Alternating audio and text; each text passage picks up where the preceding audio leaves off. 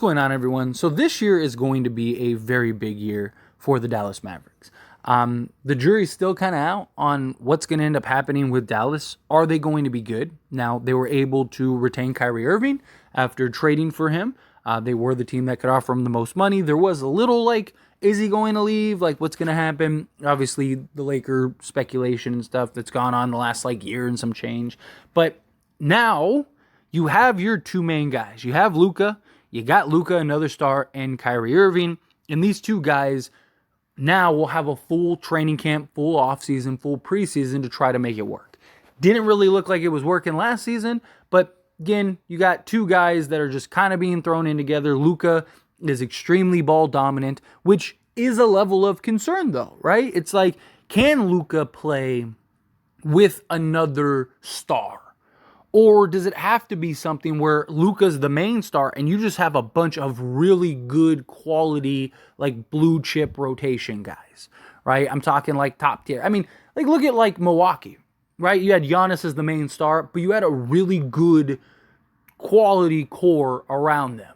You know, Middleton, Drew Holiday. Drew Holiday was the guy that put him over the top, right? Can Dallas do something like that to help Luka win, right? But this Dallas team, last season at least, I don't know how much we can judge and put into it, right? They were already bad defensively, but they essentially traded away all of their defense to go and acquire Kyrie Irving. And then again, the awkwardness, the clunkiness, you know, Luka missing time, stuff like that. It became like, okay, like it's going to clearly take a year, which is completely understandable. That's why they did this. They didn't get Kyrie Irving thinking like, oh, we're going to win a championship this year. It was like, okay, we got Kyrie, we got Luka, got our stars. Now let's go push this offseason to go kind of fill out the roster. And even then, not super sold on the roster. Now, I don't think that they have a bad roster by any means, but I don't think the moves really are going to make that big of an impact personally. Now, it could be completely wrong. It could be great. But they got Rashard Holmes, who he's solid, no complaints, right? But he's undersized if he's playing the center spot. They let go of JaVale McGee. They're going to lose Christian Wood, right? So it's like, who are your centers? Like, who are your big... Like, you're going to run Kleber, okay. You got Rashard Holmes. You got Dwight Powell. You got, Derek Lively. But I just don't feel like are those the centers that you need that are going to be able to stabilize the defense and rebound and, do all the little things that most team centers do? I don't know. I'm not really super sold on that. Like, I think that they're great, right? Like, I think Kleber, Powell, Lively very likely could become a real thing, but he's a rookie. How much of an impact is he going to have this year? And he's very raw, right? So you're basically operating with Powell and Kleber, and again, like, are those the centers that are going to stabilize? Like, to me, those don't seem like starting level centers.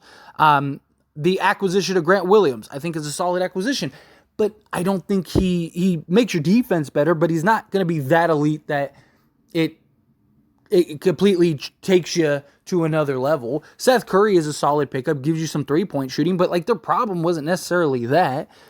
And it's just, I don't know. I'm not super sold on this roster as a whole, right?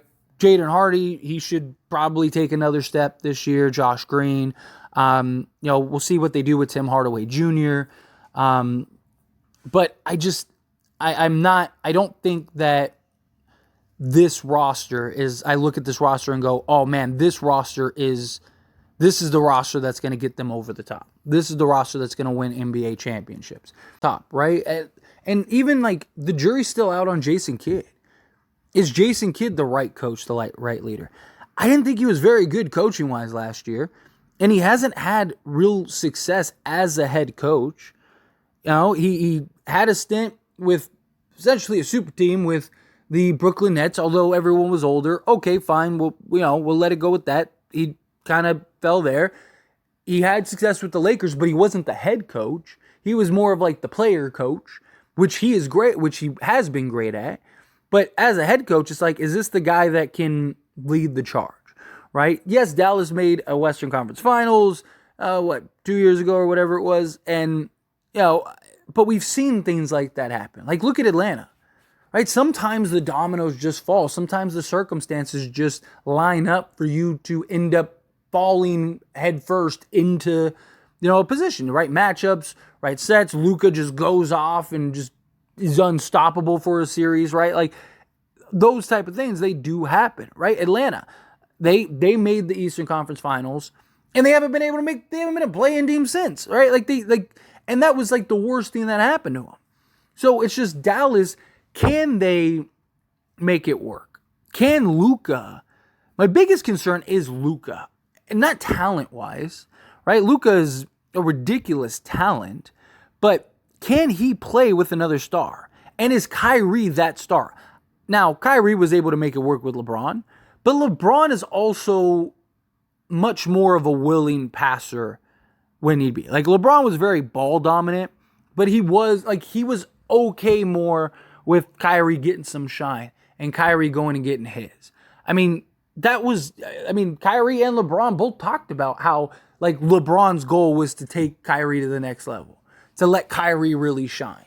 And he did do that, right? And Luka, I'm not saying like Luka's like entirely a ball hog, because, he does dish it out, he does get the assists, but he's just like, he is the offense, he is the system in a historic level, like a historic way. And it's like, so you got this year, you got next year, and then 2025, 2026, it's like, that could be Luka's final year. And if he leaves you, then what?